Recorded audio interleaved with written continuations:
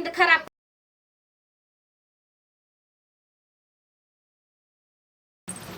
है 12 बज गई आ घर में भी खाए ना बनल आ पूजा पाठ करे खातिर ऐसे ही दिमाग खराब हो जाता। कबे धो धा के गनी है, फुर्सत रही तब ना पूजा पाठ होई। हैं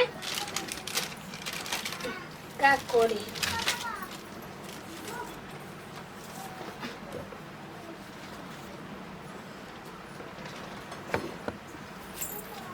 हे भगवान हो, रोजी रोटी हमारो बढ़ैले रहे काली मैया। घर दुआर में सुख शांति दो, अब तो सबनी के बुद्धि विचार हो जाए। निमिया की डाली मैया लारेली लोरावा की झूली झूली ना मैया मोरी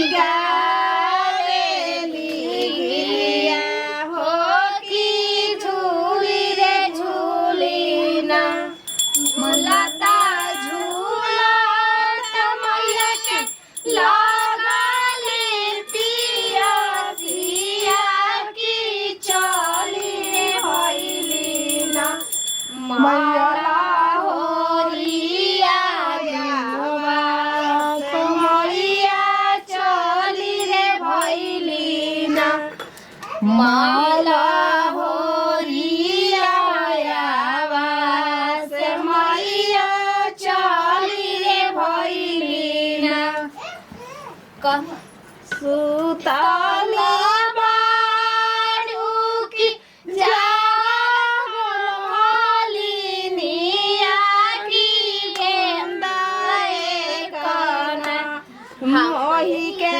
पानिया पिया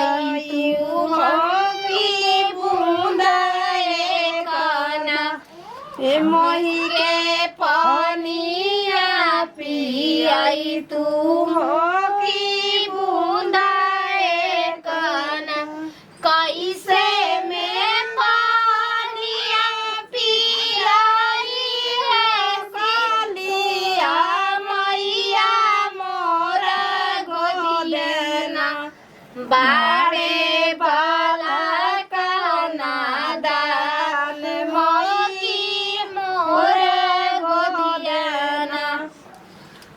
हो गई। चलो हे काली मैया तारा के तो हम इतना पूजा पाठ करते हमरा पर तो तनिके तू सहाय न के होकत। बताओ हमरा से कौन गलती हो गई बा? घर द्वार में सुख शांति दो, दूसर कोई देख देख के रानी सन जरत रहत ऐसन ओनी के ऐसन कर कि ओकनी के आंखें बंद हो जात तो कबे मत कहो सन फूट जाए ओनी के आंख रानी सन के। हम का करी? तो तारे के 10 किलो लड्डू चढ़ाईती अगर दूसरा ऐसे करती सन त दूसरा के आंख मुंह फोड़ देले रहतू त। चलो पूजा पाठ कर देनी। आज भैला रानी कर करहट ना कइले ना तो रोज रोज हमार कपार पर चढ़ जात रहे, रोज रोज चढ़ जात रहे। पूजा पाठ तो होई गई मम्मी के दिन लिया कल जलावा ढाल। हाय हाय हाय हाय हाय हाय उठ के मुंह पर पानी नइखे पड़ल बाकी पूजा पाठ होखे लागल। देखलो सभी तरी जी के अरे तनी रह के आदमियों पर जल मत ढार दी हो।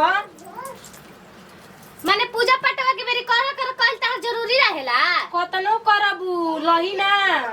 तहार तो बुझात नहीं हमार आगे पीछे चूक चलता लहीना। देख ल झूला चलेला सन आगे पीछे हमार। हां कतना झूला चलेला सन नहीं खेलौ कहते